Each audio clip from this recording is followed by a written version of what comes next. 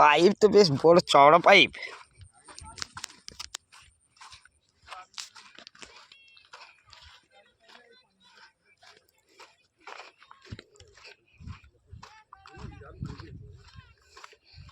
গুটাবে দিনি, হ্যাঁ হয়ে গেল। দেখো এই বীজতলাটা চরম ধান হয়েছে গো। হ্যাঁ হ্যাঁ, এই দেখো আমি আজ মোবাইলে দিচ্ছি, পুরো হেলিয়ে গিয়ে যাই।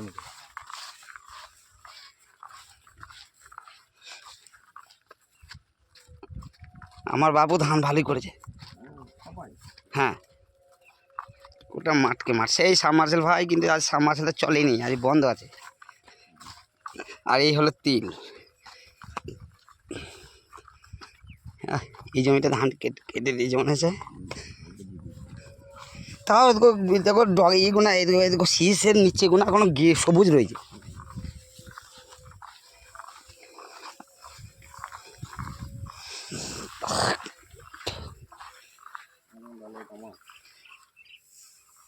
ওইটা কি ভাই পড়ে এখানে?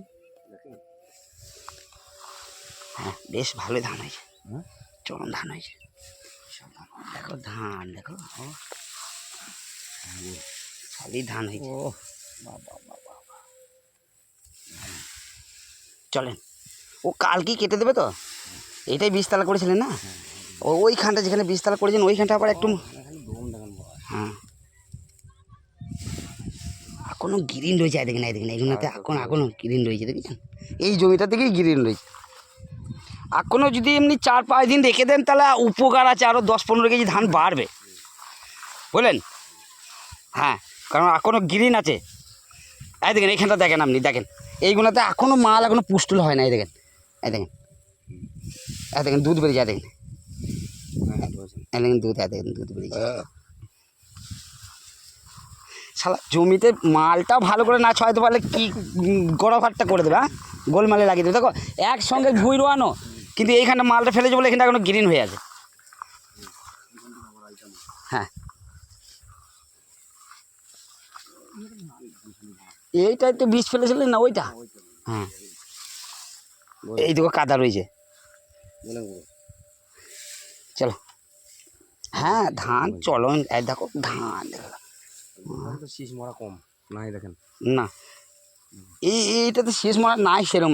এই জমিটা তবু একটা দুটো রয়েছে, দেখো এদিকে এদিকে এদিকে রয়েছে মাঝে মাঝে চরম। আবার ধানটা দেখো, এইটা দেখো, আর এইটা দেখো কত ঝরঝরি ফ্রেশ, মানে একটা একটা সুন্দরী সুন্দরী ভাব, সুন্দরী সুন্দরী ভাব, দেখছেন? চকচকি বলা, হ্যাঁ সুন্দরী সুন্দরী ভাব।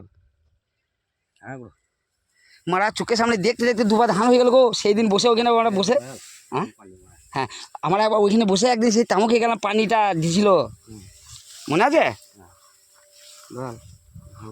লাঠি নিয়েছে, হিলিয়ে দিতে হবে না এরকম? না না, ও কিছু করতে হবে না, ও শুকিয়ে যাবে। ও দুধ তার আগেই কেটে নেবে, দুধ একদিনের মধ্যে কেটে, ধান তো হয়েই গেছে, কেটে দিলেই হয়ে যাবে। আসেন, শালা চোখের সামনে দেখতে দেখতে দুবার ধান হয়ে গেল রে ভাই।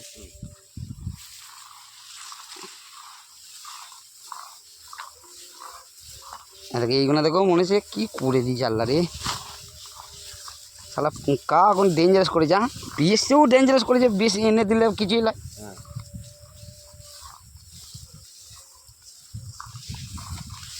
দেখো এই জমিটা আমরা এই কদিন আগে বসে আমরা একটু তামুক খেয়ে গেলাম এখানে বসে বসে, শীতে ঠান্ডার দিন ছিল।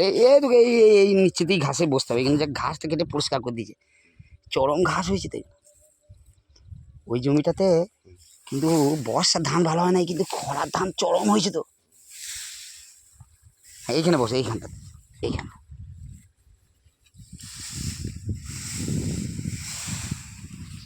এদিকে এই জমিটার কথা বলছি যে বর্ষাতে খুব একটা ভালো ধান হয় না, কিন্তু খরাতে চরম ধান হয়েছে। কুল গাছটাকে মুড়ে গেল নাকি?